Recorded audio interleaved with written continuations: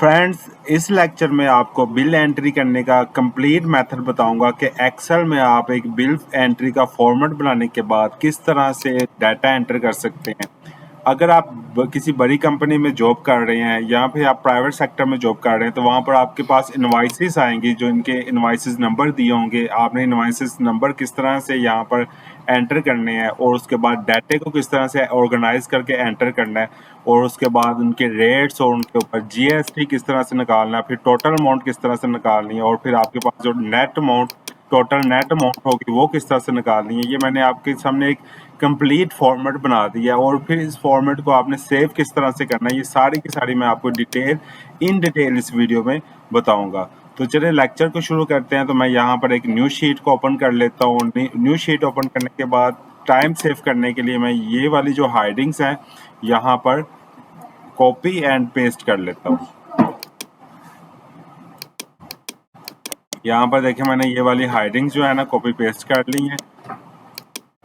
तो अब मैं यहाँ पर आपको सारी की सारी डिटेल्स बना के बताऊंगा कि किस तरह से आप डिटेल्स को बनाएंगे। यहाँ पर मैं प्रोडक्ट को भी यहाँ पर कॉपी पेस्ट करने लगा। ओके हो गया। अब आपने क्या काम करना है, ये वाला जो आपके पास रो है, इस रो को मर्ज कर लेना सेंटर रो के साथ। इसे मर्ज करने के बाद आप इसे थोड़ा सा बड़ा कर लें, उसके बाद इसे सेंटराइज करें और यहाँ से आप इसका फॉन्ट चेंज कर सकते हैं। जो सा आपको फॉन्ट बेटर लगता है आप वो वाला फॉन्ट यूज़ कर सकते हैं। मुझे ये वाला बेटर लग रहा है। उसके बाद कलर के लिए आप कलर यहाँ पर मेंशन कलर यूज़ करेंगे। उसके बाद राइटिंग को आप वाइट कर लेंगे। इसे आप चाहें बोल्ड भी कर सकते हैं और इसे बड़ा भी कर सकते हैं। इसी तरह से ये वाली जो लाइन है इसे भी मैं मर्ज करूँगा और इसे मैं सिंपल ही रखूँगा। इसके ऊपर कोई कलर वगैरह मैं यूज़ नहीं करने वाला और इसे मैं बॉर्डर लाइन कर देता हूँ।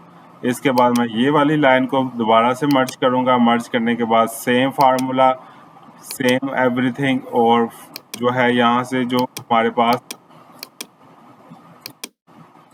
पास जो फॉर्मेट हमने यूज़ किया है वही फॉर्मेट हम यहाँ पर यूज़ कर लेंगे।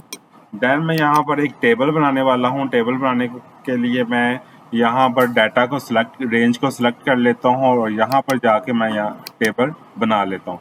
टेबल बनाने के बाद मैं ये वाली जो हमारे पास हाइडिंग्स है इन्हें बोल्ड कर लेता हूँ। बोल्ड करने के बाद यहाँ से मैं इनकी जो विड्थ है वो ज़्यादा कर देता हूँ। विड्थ ज़्यादा करने के बाद मैं यहाँ पर इन्हें सेंट्रलाइज करता हूँ और यहाँ से मैं इनकी जो कॉलम साइज है वो मैं चेंज कर सकता हूँ। आप देख रहे हैं कि मैं कॉलम साइज किस तरह से चेंज कर रहा हूँ। यही एडवांस मेथड है। इसी तरह से आप एडवांस मेथड के ज़रिए आप कॉलम चेंज कर सकते हैं। कॉलम चेंज करने के बाद यहाँ पर आप इन सभी सेल्स को सेंट्रलाइज कर लें। सेंट्रलाइज करने के बाद यहाँ पर हमारे पास बिल इनवॉइस नंबर आ जाते हैं। जैसे कि मैंने यहाँ पर इनवॉइस नंबर मेंशन किया हुआ है। 101 से इनवॉइस हमारी स्टार्ट हो रही है। तो 101 से इनवॉइस को स्टार्ट करते हैं, इसे ड्रैग डाउन कर लेते हैं। उसके बाद फिल सीरीज कर लेते हैं। आप देख सकते हैं कि किस तरह से मैं यहाँ पर काम कर रहा हूँ। उसके बाद हमारे पास रेट्स आ जाते हैं। लेट्स सपोज कि हमारे पास जो रेट्स हैं वो हैं जी 5 है, 10 है। तो यहाँ पर रेट्स को आप भी सेंट्रलाइज करें। तो रेट्स आपकी कंपनी के डिफरेंट होंगे, इस वजह से मैं डिफरेंट रेट्स ही यूज़ करूँगा। कोई भी रेट जो है वो आप यूज़ कर सकते हैं।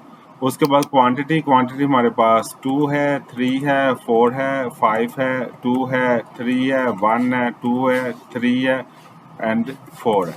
ओके, फिर इसे सेंट्रलाइज करने के लिए यहाँ से आप सेंट्रलाइज कर सकते हैं।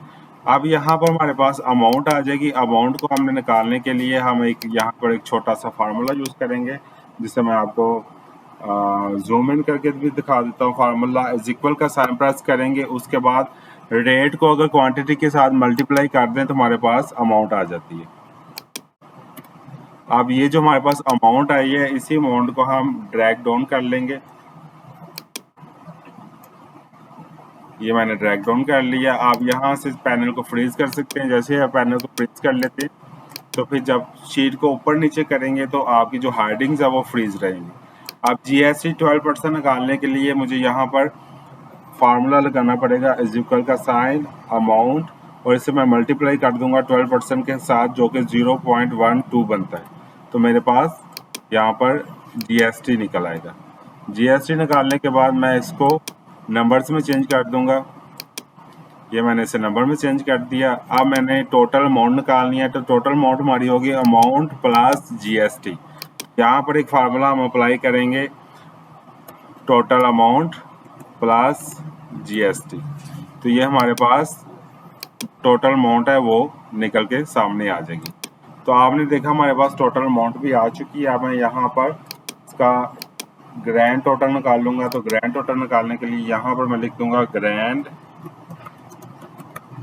टोटल। उसके बाद मैं इसको बॉर्डर लगा दूंगा और इसको बोल्ड भी कर दूंगा। बोल्ड करने के बाद मैं यहाँ पर एक फार्मूला ऐड करने वाला हूँ सम का। तो सम का फार्मूला मैं ऐड करता हूँ। सम का फार्मूला मैंने ऐड कर लिया और ये वाली सारी रेंज को मैं सेलेक्ट कर लेता हूँ। अब इसको दोबारा सेंट्रलाइज करेंगे। अब मेरे पास यहाँ पर एक ऑटोमेटिक जो फॉर्मेट है वो तैयार हो चुका है। यहाँ पर मुझे एक दफ़ा फिर से बॉर्डर लगाना चाहिए, यहाँ पर भी एक दफ़ा फिर से बॉर्डर लगाना चाहिए और पूरी की पूरी शीट को एक दफ़ा बॉर्डर लगाना चाहिए। बोल्ड बॉर्डर होता है, इससे काफ़ी ज़्यादा आपका काम है वो प्रोफेशनल लगता है। तो मेरे पास अब ये कंप्लीट शीट तैयार हो चुकी है।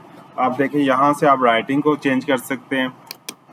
जैसा कि मैंने यहाँ पर काफ़ी ज़्यादा राइटिंग को चेंज किया हुआ है, तो यहाँ से आप इसको येलो कर सकते हैं और इसे थोड़ा सा और बोल्ड कर दें बिल एंट्री को। और अगर आप यहाँ से इनको नंबर्स को थोड़ा सा बिग करना चाह रहे हैं तो इसका साइज़ 12 कर दें। जैसे भी नंबर को बिग करना चाह रहे हैं तो इसका साइज़ 12 कर दें। तो यहाँ पर अब मुझे पेज भी चेक करना है, तो पेज चेक करने के लिए मैं यहाँ पर चेक करूँगा। अगर मेरा पेज इससे ज़्यादा जा रहा है तो मुझे पेज भी सेट करना होगा। तो पेज सेट करने के लिए मैं यहाँ से सेल को, इस कॉलम को स्मॉल करूँगा और उसके बाद इसको एक पेज के ऊपर लेकर आऊँगा। इसकी साइज़ में इस तरह से सेट कर लूँगा। अब जैसे आप इस बिल एंट्री का प्रिंट निकालना चाहेंगे तो आपको एक पेज के ऊपर इसका प्रिंट जो है आपको मिल जाएगा। दोबारा से मैं इसको सेट कर रहा हूँ। इस वाले कॉलम को मैं थोड़ा सा छोटा कर देता हूँ, ये देखें। तो ये मेरे पास एक बिल एंट्री का जो है ना कंप्लीट मैंने आपके सामने फॉर्मेट तैयार कर दिया है। जो मैंने बेस पहले फॉर्मेट तैयार किया था वो इस तरह से आपको बेस फॉर्मेट दिख रहा है।